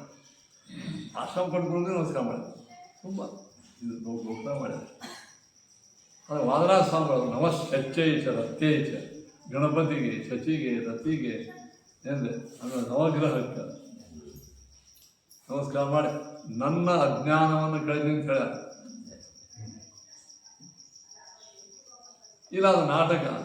ಸರಿ, ಒಬ್ಬ ಗುರುಗಳ ಭಾವವನ್ನು ತಿಳಿಸೋದು ಯಾರು? ಸಾಕ್ಷಾತ್ ಶಿಷ್ಯರು. ಟೀಕಾ ನಾರಾಯಣಾಚಾರ್ಯ ಅಂತ ಈ ವಾದರಾಜನ ಸಾಕ್ಷಾತ್ ಶಿಷ್ಯರು. ಅವ್ರು ತೀರ್ಥ ಪ್ರಬಂಧಕ್ಕೆ ವ್ಯಾಖ್ಯಾನ ಮಾಡ್ಯಾರ. ಅದೇನು ನನ್ನ ತೀರ್ಥ ಆಚರಣೆ ಮಾಡುವ ವೇಳೆಗೆ ನನಗೆ ದೈಹಿಕ ಶ್ರಮ ಬೌದ್ಧಿಕ ಆಯಾಸ ಆಗ್ತದೆ, ಅದನ್ನು ಮಧ್ವಾಚಾರ ನಿವಾರಣೆ ಮಾಡಿ ಅಂತ ಹೇಳ್ಕೊಂಡ. ಟಿಪ್ಪಣಿಕಾರ ಹೋದು ಸ್ವಚ್ಛ ಬೌದ್ಧಿಕ ದೈಹಿಕ ಆಯಾಸ ನಿವಾರಣಾರ್ಥಂ ಮಧ್ವಂಸ್ತೌತಿ. ತಮ್ಮ ಗ್ರಂಥಕಾರಾದಂಥವ ತಮ್ಮ ಅಂತ ಬದ ತಮ್ಮ ಆಯಾಸವನ್ನು ಬದ ಸಾಕ್ಷಾತ್ ಶಿಷ್ಟರಿ ಅದಕ್ಕೆ ವ್ಯಾಖ್ಯಾನ ಮಾಡ್ಯಾರ. ಅನ್ನರ ಭಾವ ಏನಾಯ್ತು? ಏನಾಯ್ತು? ಅವ್ರ ಆಯಾಸಾದಿಗಳು ರುಜುಗಳಿಗೆ ಇರಂಗಿಲ್ಲ, ಅಜ್ಞಾನ ಇರಂಗಿಲ್ಲ ಅವರು. ಇಲ್ಲ ಅದು ಲೋಕ ವಿಡಂಬನ ಬರೀತಿದ್ರು, ಟಿಪ್ಪಣಿಕಾರ ಬರೀತಿದ್ದಿಲ್ಲ. ಹೆಂಗೆ ಬರಲ್ಲ? ಮಧ್ವಾಚಾರ್ಯ ಮಂಗಳಾಚರಣೆ ಮಾಡಿ. ಮಂಗಳಾಚರಣೆ ಯಾಕೆ ಮಾಡಬೇಕು? ವಿಘ್ನ ಸ್ವಯಂತರಾಯ ವಿಧರೋಪಿ ಟೀಕಾರ ವ್ಯಾಖ್ಯಾನ ಮಾಡ್ತಾರೆ. ಮಧ್ವಾಚಾರ್ಯ ಸ್ವಯಂ ಅವರಿಗೆ ವಿಘ್ನಾದಿಗಳು ಇಲ್ಲದೆ ಇದ್ದರು ಶಿಷ್ಯರ ಶಿಕ್ಷಣಾರ್ಥಂ ಸ್ತೌತಿ ಮಧ್ವರ. ಹಂಗೆ ಒಂದೇ ಒಂದು ವಾದರಾಜರ ವ್ಯಾಖ್ಯಾನದ ಸ್ವಯಂ ಅವರಿಗೆ ಆಯಾಸಾದಿಗಳಿಲ್ಲದೆ ಇದ್ದರು ಶಿಷ್ಯರ ಆಯಾಸ ಒಂದು ಸಲುವಾಗಿ ಮಾಡ್ತಾರೆ ಪಟ್ಟು ವಚನದಲ್ಲಿ ಇಲ್ಲ. ಹಾಗಿತ್ತಂದ್ರೆ ಟೀಕಾರ ಹೇಳ್ತಾರೆ, ಪದೇ ಹೇಳ್ತಾರೆ ಮಧ್ವಾಚಾರ್ಯ ಆಯಾಸಾದಿಗಳೇನಿದ್ದಾವೆ, ಅಂತರಾಯಗಳೇನಿಲ್ಲ. ಇವರು ಮಮ ದುರ್ಜನ ಭಂಜತೋ ಹಿ, ದುರ್ಜನರಿಂದ ಆಗುವ ನನ್ನ ಭಯವನ್ನು ನಿವಾರಣೆ ಮಾಡಲಿ ಅಂತ. ಮಮ ಅಂದರ ನನ್ನ, ಅದು ನಾಟಕ ಅಂದರೆ ಅದನ್ನು ಖರೆ ಆಗ ಹಂಗೆ ಸ್ವಪ್ನ ಅವನ ವ್ಯಾಖ್ಯಾನ ಅದೇ ಹೇಳ್ಕೊಂಡ. ಅದು ಹೆಂಗಂತಂದರೆ ವಾದರಾಜರ ಆದ್ಮೇಲೆ 3 ವರ್ಷ ಅವನೋ ಒಬ್ಬ ಏಡಮೂಕಿದ್ದ. ಆ ಏಡಮೂಕಿಗಳನ್ನು ಬಳಸ್ಯಾರ. ಆ ಏಡಮೂಕನೇ ಮುಂದೊಂದು 100 ವರ್ಷ ಆದ್ಮೇಲೆ ವೃಂದಾವನಾಚಾರ್ಯ ಅಂತ ಅದರಲ್ಲಿ ಆದರು. ಅವ್ರು ಅದನ್ನು ಬರೆದ 3ನೇ ಕೆಸೆಟ್ ಅದು. ವಾದರಾಜರು ಏಡಮೂಕರಿಗೆ ಹೇಳಿದ್ರು, ಏಡಮೂಕನೇ ವೃಂದಾವನಾಚಾರ್ಯ ಅಂತ ಆಗಿ ಅವರು ಬರೆದ. ಅದು ವಾದರಾಜ ಹೇಳ್ಯಾರ, ನಾನು ಹಿಂಗೆ ಭಾವಿಸಲಿಲ್ಲ, ನಮ್ಮ ಮುಂದಿನ ಸಮೇತ ನಾನು ಇಲ್ಲಿಂದ ಹೋದ ಮೇಲೆ ಇಂದ್ರದೇವರು ನನ್ನ ನಮಸ್ಕಾರ ಮಾಡಿದರು. ನನಗೆ ಇಂದ್ರದೇವರು ಶಾಟಿ ಕೊಟ್ಟರು, ನನ್ನ ಅವರು ಬ್ರಹ್ಮದೇವರು ನನಗೆ ದಂಡ ಕೊಟ್ಟರು, ನನ್ನ ತನ್ನ ಮಗನಿಗೆ ಕೊಡ್ತು ತೊಗೊಂಡ್ರು. ಹೀಗೆಲ್ಲ ವಾದರಾಜ ಹೇಳ್ಯಾರಂತ ಇವ್ರು ಹೇಳ್ಕತ್ತಾರೆ. ಅರ್ಥ ಆಯ್ತು. ಅದಕ್ಕೆ ಸಂಜೀವಾಚಾರ್ಯ ಪ್ರಶ್ನೆ ಕೇಳ್ಯಾರ. ಇದು ಲೌಕಿಕಗಳಿಗೂ ಕೊಡಂಗಿಲ್ಲ, ವೈದಿಕರಿಗೂ. ಒಂದು ಕೋರ್ಟ್ ಒಳಗೆ ಹೊಲದ ಬಗ್ಗೆ ಜಗಳ ನಡೆದು ನಿಮಗನ್ನ ನೀವೇನು ಮಾಡ್ತೀರಿ? ಇದು ಹೊಲ ನಂದೇ ಅನ್ನೋಕ್ಕೆ ಸುಮಾರು 100 ವರ್ಷಗಳಿಂದ ಗೌರ್ಮೆಂಟದ್ದು ದಾಖಲ ನಿಮ್ಮ ತೋರಿಸ್ರಿ. ಇಲ್ಲರಿ ನನ್ನ ಸ್ವಪ್ಪಂದಾಗ ನಮ್ಮ ಅಪ್ಪ ಬಂದು ನನಗೆ ಹೇಳ, ಸ್ವಪ್ಪಂದೊಳಗೆ ನಮ್ಮ ಅಪ್ಪ ಅವರ ಅಜ್ಜ ನಿಂದೇ ಹೊಲ ಅಂತ ನೀ ಹಿಂಗೆ ಬರ್ಕೋ. ನಾನು ಅದು ಬರ್ಕೊಂಡು ಇದು ಈ ಸಾಕ್ಷಿ, ಈ ಆಧಾರ ಕೋರ್ಟ್ನಾಗ ಹೋಗ್ತಾರೆ. ನಿಮ್ಮ ಮನೆ ದೊಡ್ಡ ಮನೆ ಕಳಿಸಿದ್ದೀನಿ, ನಾನು ಬಂದು ಹೇಳೋದು ನನಗೆ ನಿನ್ನ ಸ್ವಪ್ಪಂದ್ರೊಳಗೆ ಬಂದು ನಿಮ್ಮ ಮುತ್ತದ್ದು ನನಗೆ ಹೇಳ, ನಾನು ಈ ಮನೆ ನಿಂದದು ಮತ್ತು ನಾನು ನಿಮ್ಮ ಮನೆ ಮುಂದೆ ಹುಚ್ಚು ಹಿಡ್ದು ಹೊರಗೆ ಹಾಕ್ತೇನೆ. ಅಲ್ಲ, ಅದು ಇಂದ್ರಿಯಾತೀತ ವಸ್ತುಗಳಿಗೆ ಅನ್ವಯಿಸ್ತದೆ. ಇದು ಇಂದ್ರಿಯ ಟ್ಯಾಂಜಿಬಲ್ ಏನು ವಸ್ತು ಇರ್ತದೆ ಅವಕ್ಕೆ ಈ ಉದಾಹರಣೆ ಅನ್ವಯಿಸ್ತದೆ. ಅವು ಇಂದ್ರಿಯಾತೀತಲ್ಲ, ಯಾವ ಮುಂದಿನ ಪಟ್ಟ ಹೌದು ಅವು ಅದು ಮತ್ತು ಇದು ಸರಿ ಈ ಉದಾಹರಣೆ ಸರಿ ವಿದ್ಯಾರ್ಥಿ ಅದು ನಾನು ಭಾವಿ ಬ್ರಹ್ಮ ಅಂತ ನಮ್ಮ ತಂದೆಯವರು ನಾನು ಸ್ವಪ್ನದ ಬಂದ ವಿದ್ಯಾರ್ಥಿ ನಮ್ಮ ಅಜ್ಜ ಎರಡನೇ ಬಂದು ಹೇಳ್ದ, ಹೌದು ನಿಮ್ಮ ತಂದೆ ಹೇಳಿದ ಬರಲ್ಲ ಅಂತ ಅವ್ನು ಹೇಳ. 3-4 ಮಂದಿ ಹೇಳ್ಯಾರ, ನಾನು ಒಬ್ಬರೇ ಹೇಳ್ಯಾರ. ಇದನ್ನು ಒಂದು ವಾದ ವೇದಿಕೆ ನಮ್ಮ ತಂದೆಯವರು ಭಾವಿಸಬೇಕು. ಯಾಕೆ ನಮ್ಮ ಸ್ವಪ್ನ ಇದು ಇಂದ್ರಿಯಾತೀತೆ ಆಯ್ತು. ಏನಂತ ಮನೆ ಹೊಲ ಬಿಟ್ಟು ಇದು ಯಾರಾದರೂ ಹೋಗ್ತಾರೆ. ನಾಗೇಂದ್ರಾಚಾರ್ಯರು ವಾದಿರಾಜರು ದೇವಋಷಿಗಳು ಅಂತ ಹೇಳ್ಯಾರ. ಅವ್ರ ದೇವಋಷಿಗಳು ಅಂದ್ರೆ ವಾಯುದೇವರ ಸಮಾನ. ಸರಿ, ಎಷ್ಟು ಸಾವಕಾಶ ಪ್ರಮಾಣ ಕೊಡ್ತಾನಂದ್ರೆ ನಮಃ ಪರಮ ಋಷಿಭ್ಯೋ ನಮಃ ಪರಮ ಋಷಿಭ್ಯೋ ಅಂತ ಶಕ್ತಿ ಪ್ರಶ್ನೆ. ಆಗ ಪಿಪ್ಪಲಾದರು ಪ್ರಶ್ನೆ ಕೇಳಲಿಕ್ಕೆ ಬಂದಿರು. ಪಿಪ್ಪಲಾದರಿಗೆ ನಮಃ ಪರಮ ಋಷಿಯಿಂದ ಯಾರಿಗೆ ಪಿಪ್ಪಲಾದ ಅಂದರೆ ಅವರು ಇದು ಇಂಥ ಎಷ್ಟು ಹುಚ್ಚು ಸಾವಕಾಶ ಅಂತ ಅಂದ್ರೆ ಒಂದು ಕಡೆ ವಾದರಾಜರು ಭಾವಿಸಿದ ಹೈಗಿರಿ ತಿಳಿಸ್ಯಾರ. ಅವು ನಾಗೇಂದ್ರ ಎಷ್ಟು ನಾನು ಜನ ತಿಳ್ಕೊಂಡಿದ್ದವು. ಶಾಸ್ತ್ರೊಳಗೆ ಅವ ಎಷ್ಟು ವೀಕಿದಾನಂದ್ರೆ ಹಯಗ್ರೀವ ದೇವರಿಗೆ ಕಾಲ ಎಷ್ಟು ಅವರು ಹೈಗ್ರಿ ಅದಕ್ಕೆ ರುಜುಗಳಿಂದ ಹೆಂಗೆ ಬೇಡಂಗಿಲ್ಲ ಅಂತ ದೃಷ್ಟಾಂತ ತೋರಿಸ್ಯಾರ ನೋಡಿ. ವ್ಯಾಸಾಯ ಮುಂದೆ ಪರಮಾತ್ಮನಿಗೆ ಕುಣಿದು ಬಿಟ್ಟು ವ್ಯಾಸಾಯ ಆದರೆ ಇವರಿಗೆ ಹೆಗಲ ಮೇಲೆ ಬಂದು ಇದು ಮಾಡ್ತೀವಿ ರುಜು ಹಿಂಗೊಂದು ಹೇಳ ಇವರೇ ಸಂಜೆ ಕೇಳ ಬರೀ ಇವ್ರು ಹೆಗಲ ಮೇಲೆ ನಿಂತಾರ ಕಂಡಿದ್ದು ನೋಡಿಲ್ಲ ಅವರು. ಯಶೋಧಾನೆ ಮುಂದೆ ಕೂಡಿಸಿದ್ರೆ ತಡೆ ಮೇಲೆ ಹಾಕಿ ಕೂಡಿಸ್ಯಾರ. ತಡೆ ಮೇಲೆ ಕೂಡಿಸಿ ತುತ್ತು ಹಾಕ್ಯಾರ. ಅದು ಆಕಿನ ಭಾವಿಸಂಗೇನು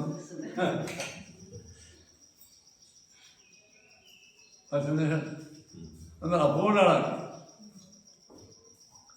ರಾಮಾಯಣದ ಸುಗ್ರೀವನ ಅಪೂರ್ಣ ರಾಮ ಗೋಪಿಕಾಸ್ತ್ರೀಯರ ಕೃಷ್ಣ ಪರಮಾತ್ಮ ಅಂಗಸಂಗ ಮಾಡ್ಯಾರ. ಅವ್ರನ್ನ ಭಾವಿಸಂಗೇನು ಅವ್ರನ್ನ ಸ್ವಲ್ಪ ಭಾವಿ ಲಕ್ಷ್ಮಿ ಏನೋ ಬೇಡ ಹೋಗಿ ಭಾವಿ ಲಕ್ಷ್ಮಿ ಏನೋ ಎಂಥ ಮೂರ್ಖ ವಿಷಯ. ಅದನ್ನೇ ಮಾತಾಡ್ಕೊಂಡು ಸಂಜೀವಾಚಾರ್ಯರಿಗೆ ಒಂದು ಸಾಮಾನ್ಯ ಜ್ಞಾನವೂ ಇಲ್ಲವಲ್ಲ. ಯಾಕಿಲ್ಲ? ಮಧ್ವಾಚಾರ್ಯರು ಅಮಂದಾನಂದ ತಂದರು ಪ್ರಿಯತಾಂ ಇಂದಿರಾಪತಿ ಅಂತಂತ ನಾವು ಪರಮಾತ್ಮ ಪ್ರೀತಿ ಆಗಲಿ ಅಂತಂತೀವಿ. ಇಬ್ಬರು ಒಂದೇ ಇಷ್ಟು ಜ್ಞಾನ ಇರೋದಲ್ಲ. ಮಂದಿಯನ್ನು ಇದು ಮಾಡೋದು ಅದು ವಾದರಾಜರು ನಾನು ಭಾವಿ ಸಮೀರ ಇದ್ದೀನಂತ ಅನುಸಂಧಾನ ಮಾಡಿ ತಿಳಿಸ್ಯಾರ. ಓಕೆ, ಈಗ ನಾನೂ ಮಾಡಿದ ಏನು ನಾನು ಅಹಂ ಭಾವಿ ಸಮೀರ ಅಂದ್ಕೊಂಡು ನಾನು ನನ್ನ ತಲೆ ಮೇಲೆ ವಾದರಾಜ ಬಂದು ಕೂತರು. ಒಂದು ಕುದುರೆ ಬಂದು ಕೂತು ಅವರು ವಾದರಾಜರ ಅಹಂಭಾವಿ ಸಮೀರ ಅಂತ ತಿಳ್ಕೊಂಡು ಅನುಸಂಧಾನ ಮಾಡಿದ್ದು ಎರಡು ಹೇಳ. ನೀ ಹೇಳಿಕತ್ತಿ ಅದನ್ನು ತಿಳಿತಿಲ್ಲ. ಮತ್ತು ಯಶೋಧಾದೇವಿ ನಾನು ಭಾವಿ ಸಮೀರ ಅಂತ ತಿಳ್ಕೊಂಡು ಮಾಡಿಲ್ಲ ಅಂತ ಹೇಳಿ ಆಕಿನೂ ಮಾಡಿರ್ಬೋದು. ಪರಬುದ್ಧಿ ಅಪ್ರತ್ಯಕ್ಷತ್ವ ಯಾವ ಅನುಸಂಧಾನದಿಂದ ವಾದರಾಜರು ಮಾಡ್ಯಾರ ಈಗ ಹೆಂಗೆ ಗೊತ್ತಾಗ್ತದೆ? ಅವರು ವಾದರಾಜಕ್ಕೆ ಹೇಳಿದ್ದಾರೆ ಎಲ್ಲಿ ನಾನು ಭಾವಿ ಸಮೀರಿದ್ದೀನಿ, ಅದಕ್ಕೆ ನನಗೆ ಬಂದಿದ್ದು ಹಿಂಗೆ ತಿನ್ಲಿಕ್ಕೆ ಸಾರ ಅಂತ ಹೇಳ್ಯಾರ ಎಲ್ಲರೂ. ಮತ್ತು ಅವರು ಅನುಸಂಧಾನ ಮಾಡದೇ ಇದ್ದದ್ದು ನೀ ಹೆಂಗೆ ಹೇಳ್ತೀವಿ? ಸ್ವಪ್ನವೃಂದಾವನ ಆಖ್ಯಾನ ಪ್ರಮಾಣ ಅದ ಪ್ರತಿವಾದಿಗಳು ಹೆಂಗೆ ವಿಷ್ಣು ಸರ್ವೋತ್ತಮ ಎಲ್ಲೆಲ್ಲ ಹೇಳಿರಿ ಆಚಾರ ಅಂತ ನೀವು ನನಗೆ ಕೇಳಿ. ನೀವು ಮಾತು ಬರಲ್ಲ ನನಗೆ ಕೇಳಿ. ಸರ್ವೋತ್ತಮ ಹರಿದೇವ ಪರೋ ಹರಿದೇವ ಗುರು ಅವ್ರದೇ ಕೊಟ್ಟರು ದಾಸತ ಹೇಳ್ಯಾರ. ಅರೆ ನಮಗೆ ಅದೇ ಪ್ರತಿಪಕ್ಷ ಬಂದ ಈ ಸ್ವಪ್ನವೃಂದಾವನ ಆಖ್ಯಾನೇ ಅಪ್ರಮಾಣ ಯಾಕಂತೀನಿ ಸ್ವಯಂ ವಾದರಾಜರ ವಾಕ್ಯಕ್ಕೆ ವಿರುದ್ಧ. ವಾದರಾಜರು ನಾನು ಸಾಮಾನ್ಯ ಮಾನವ, ನನ್ನ ಶ್ರಮ ಆಯಾಸ ಒಂದು ಹೇಳ್ಕೊಂಡ. ಆ ಸಾಕ್ಷಾತ್ ವಾದರಾಜರ ಏನು ವಾಕ್ಯಗಳಿಗೆ ಅದು ವಿರುದ್ಧದ ಯಾವುದು ಅದೇ ಪ್ರಮಾಣ. ಈಗ ನೀವು ಸಾಕ್ಷಾತ್ ನನ್ನ ಮನೆ ಅಲ್ಲ ಅಂತ ನೀವು ಹೇಳ್ತೀರಿ. ಸ್ವಪ್ನದಾಗ ಬಂದು ನನ್ನ ಮನೆ ಅಲ್ಲ ಅಂತ ಹೇಳಿ ಅದು ಪ್ರಮಾಣ ಆಗ್ತದೆ. ಅವಾಗೇನು ಸಾಕ್ಷಾತ್ ಹೇಳಬೇಕು ಇಲ್ಲ. ಸಾಕ್ಷಾತ್ ವಾದರಾಜರ ವಾಕ್ಯಕ್ಕೆ ವಿರುದ್ಧ ಅಪ್ರಮಾಣ ಅಪ್ರಮಾಣ ಅಂತ ಹೇಳ. ದಾಸರ ವಾಕ್ಯಗಳಲ್ಲ. ದಾಸರ ವಾಕ್ಯಗಳಿಗೆ ಪ್ರಾಮಾಣ್ಯ ಹೆಂಗೆ ಬರ್ತದೆ?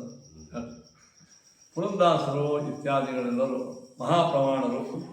ಅದು ನೀವು ಯಾವಾಗಂತೇಳಿ ಅವ್ರು ಹೇಳ್ಯಾರ ಮೂಲ ಹಂಗಂತೇಳಿ ವೇದಗಳಿಗೆ ಪುರಂದರ ದಾಸರ ವಾಕ್ಯಗಳು ಪ್ರಮಾಣ ಯಾಕ ವೇದಾನುಕೂಲ ಇದ್ದಂದ್ರೆ ಪ್ರಮಾಣ ಅದನ್ನು ಅನುಸಾರಿಸಿ ಅದೇ ವೇದಾನುಕೂಲ ಅಲ್ಲ. ಆ ವೇದನ ಮಧ್ವಾಚಾರ್ಯಗಳನ್ನು ಮಾಡಿರಬೇಕು. ರಿಫೈಂಡ್ ಎರಡು ಕಡೆ ಆಗಬೇಕು. ಹಂಗೆ ಮಹಾದೇವ ಸರ್ವೋತ್ತಮ ಪುರಾಣದಾಗ ಹೇಳ ಆ ಪುರಾಣ ವಾಕ್ಯ ಯಾಕೆ ಗೊತ್ತಾಗಿಲ್ಲ. ಮಧ್ವರು ಆ ಪುರಾಣ ವಾಕ್ಯವನ್ನು ತಮೋ ಯೋಗ್ಯರಿಗೆ ಹೇಳ್ಯಾರ ಅಂತ ಹೇಳ್ತಾರೆ. ನಮ್ಮಲ್ಲಿ ಏನಾಯಿತು, ವೇದವಾಕ್ಯ ಇರಲಿ ಪುರಾಣ ನಾವೇ ಅದನ್ನು ಡೈರೆಕ್ಟ್ ಬಳಸುವಂಗಿದ್ದಿದೆ. ತತ್ವ ನಿರ್ಣಯ ಮಾಡುವ ಮೇಲೆ ವೇದವಾಕ್ಯ ಪುರಾಣ ವಾಕ್ಯಗಳನ್ನು ಮಧ್ವಾಚಾರ ಸಿದ್ಧಾಂತ ರಿಫೈಂಡ್ ಆಗಿರಬೇಕದು. ಅದು ಯಾಕೆ ಹಚ್ಕೋಬೇಕು ಅಂತ ಅನ್ನೋದು ಅಂತ ಬರಬೇಕು. ಈಗ ಬಳಿಕ ಸೂಕ್ತ ವಾಯುದೇವರು ಇದು ಹೇಳ್ತದೆ ಅಂತ ಹೇಳಿ ಅದನ್ನು ಮಧ್ವಾಚಾರ ಸ್ವೀಕಾರ ಮಾಡ್ಯಾರ. ಅದನ್ನು ಒಪ್ತೀವಿ ಇಷ್ಟೇ. ಇನ್ನೊಂದು ಯಾವುದೋ ಸೂಕ್ತದ ಅದು ನನ್ನನ್ನು ಹೇಳ್ತಂತ ಅಂದ ಮಧ್ವಾಚಾರ ಸ್ವೀಕಾರ ಮಾಡಿಲ್ಲ. ಅದು ವೇದವಾಕ್ಯ ಇದ್ರು ನಿನಗನ್ವಯ ವೇದವಾಕ್ಯ ನಿನಗನ್ವಯ ಆಗಬೇಕಲ್ಲ. ಅದು ನಾವು ಮನಸ್ಸು ಅಷ್ಟೇ ಮಾಡಿಲ್ಲ. ಯಾರೋ ಮಾತು ಹೇಳಿದ್ರೆ ನಮ್ಮ ಮನದ ಹೆಸರು ವೇದ. ನಾವು ವೇದ ಪ್ರತಿಪಾದ್ಯರು. ಎಲ್ಲ ಯಾರ ಸನಾತ ಸೋಮ ಜೋಶಿ ಚಪವ ಜೋಶಿ ಜೋಶಿ ಹೆಸರು ಬಂತು. ಜೋಶಿ ಮಂತನೆಲ್ಲ ವೇದ ಪ್ರತಿಪಾದ್ಯ ಬಂದದ್ದು. ಶೃಣ್ವಂತೋ ವಿಶ್ವಮಾರ್ಯಂ ಜಗತ್ತೆಲ್ಲವನ್ನು ಆರ್ಯವನ್ನಾಗಿ ನೋಡಬೇಕು. ನಾವು ಆರ್ಯ ಸಮಾಜ, ನಾವೆಲ್ಲ ವೇದ ಪ್ರತಿಪಾದ್ಯ.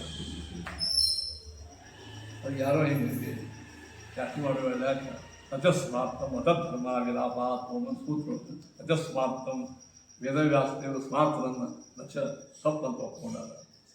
ಅವರು ಮಧ್ವಾದಿ ಅಸಂಭವ ಜೈವಿನಿ ಮಧ್ವಾದಿಗಳಿಗೆ ಅಸಂಭವ ಅಂದರೆ ಅವ್ರಿಗೆ ವೇದ ಆಗಂಗಿಲ್ಲ.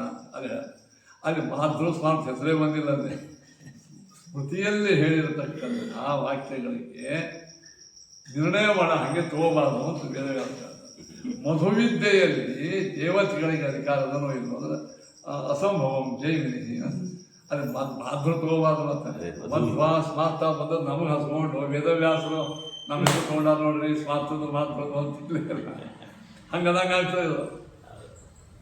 ಆದ್ದರಿಂದ ಎಲ್ಲಿ ಒಂದು ಸತ್ತೀಗ ರುಜುಗಳ ಅಲ್ಲಿಕ್ಕೆ ವೇದ ಪ್ರಮಾಣಗಳೂ ಇಲ್ಲ, ಮಧ್ವರು ಹೇಳಿದ್ದೂ ಇಲ್ಲ.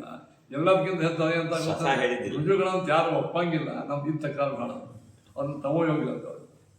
ಅದು ಭಾಳ ಇದನ್ನು ತಮಸ್ಸಿಗೆ ಹೋಗಿದ್ರು ನೀಚರು ದುರ್ಜನರು ಅಂತ ಜ್ಞಾನ ಬೈತಾನ. ಹಾಗೇನು ಉತ್ತರಾದಿ ಮಠ ಉತ್ತರಾದಿ ಅದು ಅತಿ ಅನ್ನಿಸ್ತದೆ. ಅದು ಅದೇ ಅನ್ನಿಸ್ತದೆ.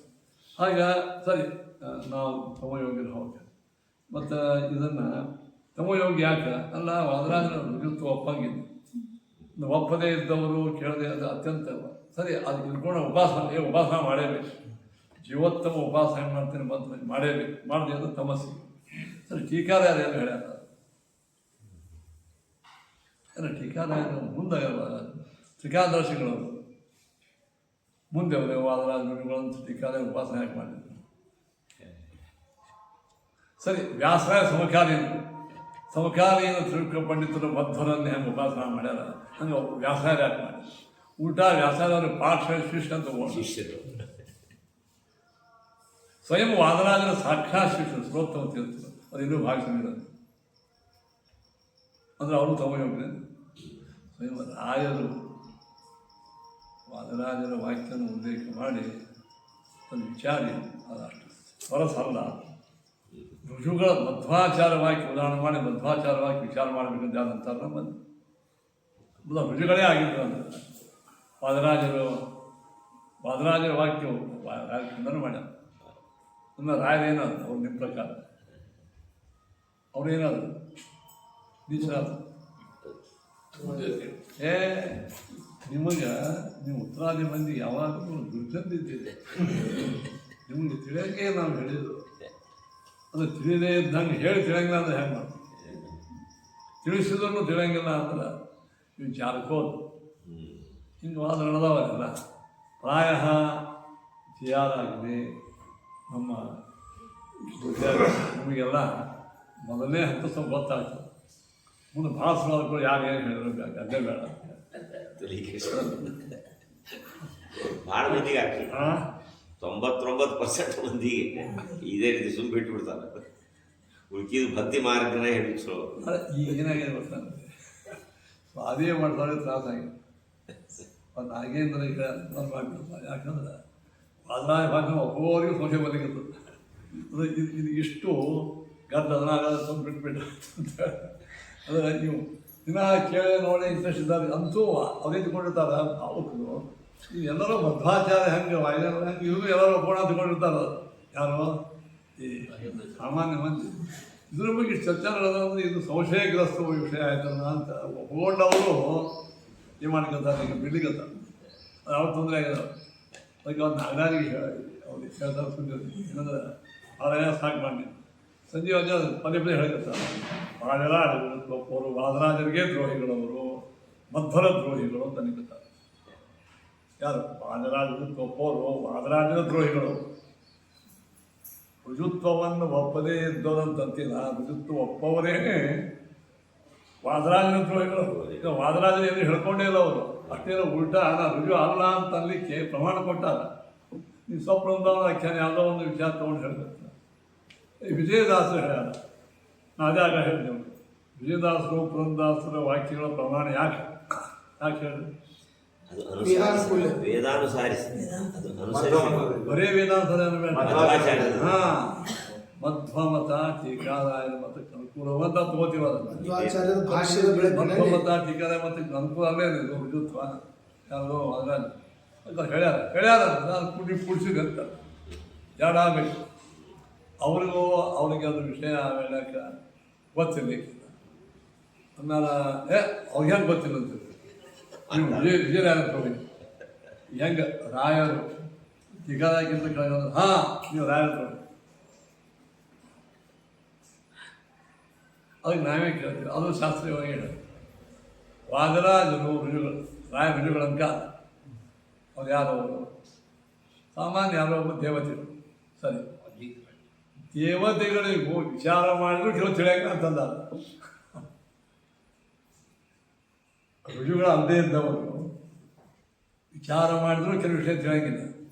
ಹಂಗೆ ಪುರಂದಾಸ ಇತ್ಯಾದಿಗಳು ವಿಚಾರ ಮಾಡಿದ್ರು ತಿಳಿದಿದ್ದಕ್ಕಿಲ್ಲ ಅವರಿಗೆ. ಆಮೇಲೆ ಈಗ ರುಜುಗಳನ್ನು ಬಿಟ್ಟು ಉಳಿದ ಪರೋಕ್ಷ ಜ್ಞಾನಿಗಳು ಸರ್ವಜ್ಞಂಕ ಅಲ್ಲ.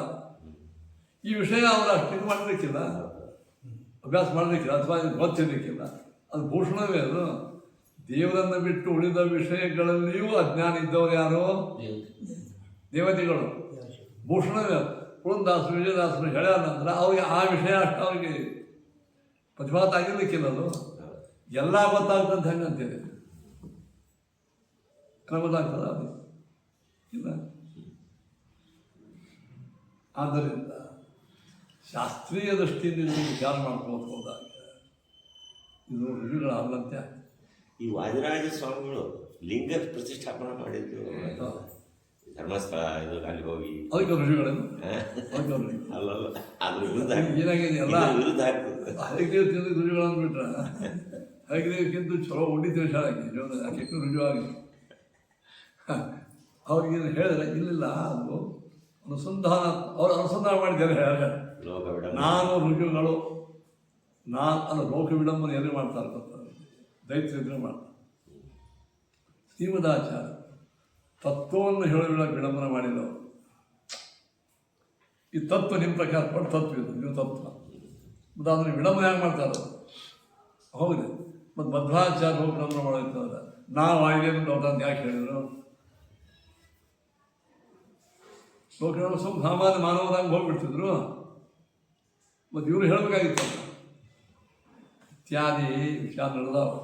ಪ್ರಾಯ ಪ್ರತಿನಿತ್ಯ ಪಾಠಕ್ಕೆ ಬರುವ ನಿಮಗೇನೆ ಇನ್ನೊಂದು 10 ನಿಮಿಷ ಆಚಾರ್ಯ ಬ್ಯಾಟ್ರಿ ಪಾಠ ಅಂತೀರಿ. ಮತ್ತು ಇದನ್ನು ಪ್ರತಿನಿತ್ಯವಾಗಿ ಸರ್ವತ್ ಮಾಡ್ತಾರೆ ಅಂದರೆ ಯಾರು ಇಂಟ್ರೆಸ್ಟ್ ಕೇಳ್ತಾರೆ. ಒಂದು ನಿರ್ಣಯ ಮಾಡೋರೆ ಹಿಂಗೆ ಎಲ್ಲಕ್ಕಿಂತ ಹೆಚ್ಚು ನನಗೇನಾಗಿದೆ ಅಂದರೆ ಹಿಂದಕ್ಕೆ ನಿರ್ಣಯ ಮಾಡೋರು ಈ ನಿರ್ಣಯ ಯಾರು ಮಾಡೋರು ಅಷ್ಟೇ ಇಲ್ಲ, ಜನರು ಹೆಂಗೆ ನಿರ್ಣಯ ಮಾಡ್ತಾರೆ. ಜನರು ಇವಾಗ ಯಾರಿಗೇನೂ ಗೊತ್ತಿಲ್ಲ, ಗೊತ್ತಿದ್ರು ಅರ್ಧವಾದಾಗ ಗೊತ್ತದ, ಅಭಿಮಾನ ಇರ್ತದೆ ಅವ್ರು. ಜನರ ನಿರ್ಣಯ ಹೆಂಗೆ ಮಾಡ್ತಾರೆ? ಹೌದು, ಜನರ ನಿರ್ಣಯ ಮಾಡಿದ್ದು ಈ ವ್ಯಕ್ತಿ ಅತ್ಯಂತ ಪರಿಶುದ್ಧ ಅಂತ ಏನೋ ವೋಟ್ ಹಾಕ್ತಾರೆ, ಲಕ್ಷ ಮಂದಿ ವೋಟ್ ಹಾಕ್ತಾರೆ. ಅವೇನೋ ತಪ್ಪು ಮಾಡಿರ್ತಾರೆ. ನೀವು ತಪ್ಪು ಮಾಡ್ಯಾನೋ ಏನೋ ಅಂತಂದಕ್ಕೆ ನೀವು ಮತ್ತೆ ವೋಟಿಂಗ್ ಮಾಡ್ತೀರೇನೋ ಏನು ಕೋರ್ಟಿಗೆ ಹೋಗ್ತೀವಿ. ಕೋರ್ಟ್ ಒಳಗೆ ವಾದಿವಾದಿಗಳಾಗಿ ನಿರ್ಣಯ ಕೊಡ್ತಾನೆ ಜಡ್ಜಿ, ತಪ್ಪು ಸರಿ ತಪ್ಪು ಅಂತ ಕೊಡ್ತಾನೆ. 6 ಲಕ್ಷ ಮಂದಿ ಆರಿಸಿ ತಂದಿರತಕ್ಕಂಥ ಒಬ್ಬ ವ್ಯಕ್ತಿಯನ್ನು ಅಪ್ರಾಮಾಣಿಕ ಅಂದೇವೆ ಜಡ್ಮೆಂಟೇ ತಪ್ಪಂತ ಯಾರಂತಾರೇನೋ.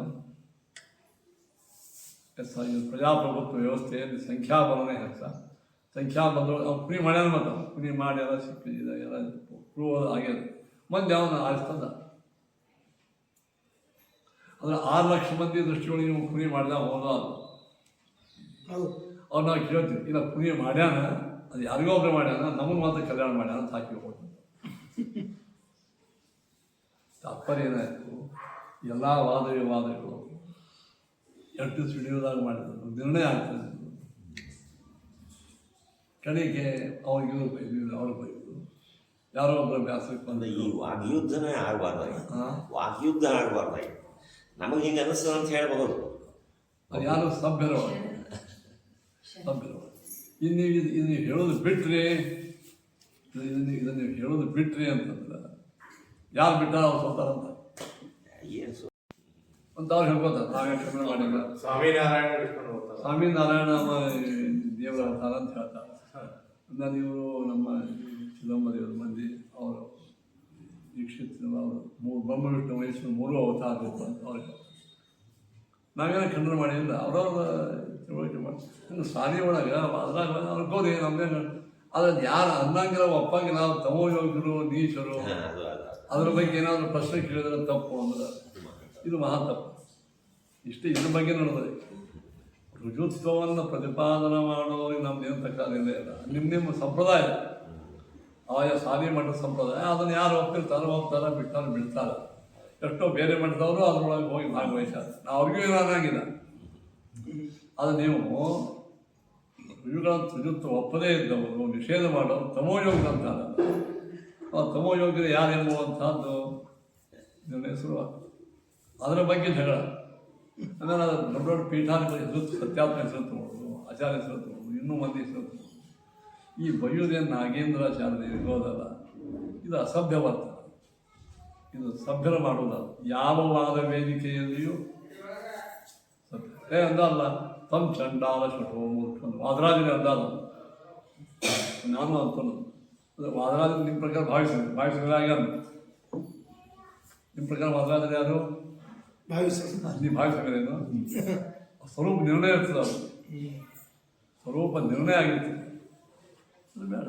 ಇಲ್ಲ ಆ ತತ್ವವನ್ನು ನಾವು ಬೈತೀವಿ ಮಾತ್ರ. ಈ ತತ್ವ ನಿರ್ಣಯನೇ ಆಗಿಲ್ಲ. ಏನು ತತ್ವ ನಿರ್ಣಯ ಆಗಿಲ್ಲ. ಎಲ್ಲ ಕಾರಣಗಳಿಂದ ನಾವು ಈ ವಾದವನ್ನು ನಿರ್ಣಯ ಆಗದೇ ಇದ್ದಂಥ ವಾದಗಳಿಂದ ಹೆಚ್ಚಾನೆಚ್ಚುವಲ್ಲಿ ಕ್ಷೋಭೆ ಆಗ್ತದೆ. ತತ್ವ ನಿರ್ಣಯ ಆಗ್ತದೆ. ಒಮ್ಮೊಮ್ಮೆ ಏನಾಗ್ಬೋದು, 2 ವಾದಗಳನ್ನು ಕೇಳಿದವರಿಗೆ 2 ಕಡೆ ಮಂದಿ ಒಳಗೆ ಅದರ ಬಗ್ಗೆ ಅಭಿಮಾನ ಕಡಿಮೆ ಆಗ್ಬೋದು, ಅಭಿಮಾನ ಹೆಚ್ಚು ಆಗ್ತದೆ. 2 ಆಗ್ತದೆ. ಆದ್ದರಿಂದ ಸ್ವಪ್ನಕಾಲೆ ದರ್ಶಯತಿ ಜಾಗೃತ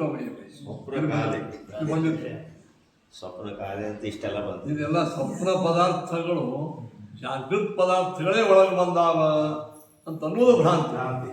ಇದು ಸ್ವಪ್ನತ್ವೇನ ಸತ್ಯವೇ, ಸ್ವಪ್ನತ್ವೇನ ಸತ್ಯವೇ ಅಂತ ಈ ವಿಷಯ ಬಂದಾಗ ಇದ್ರ ಬಗ್ಗೆ ಚರ್ಚೆ ನಿಮಗೆ ಗೊತ್ತಾಗಂತ ನಾನು ಹೇಳ್ತೀನಿ. ಅದು ಏನು ನಡೆದ ವಿಷಯ ಭ್ರಾಂತಿ.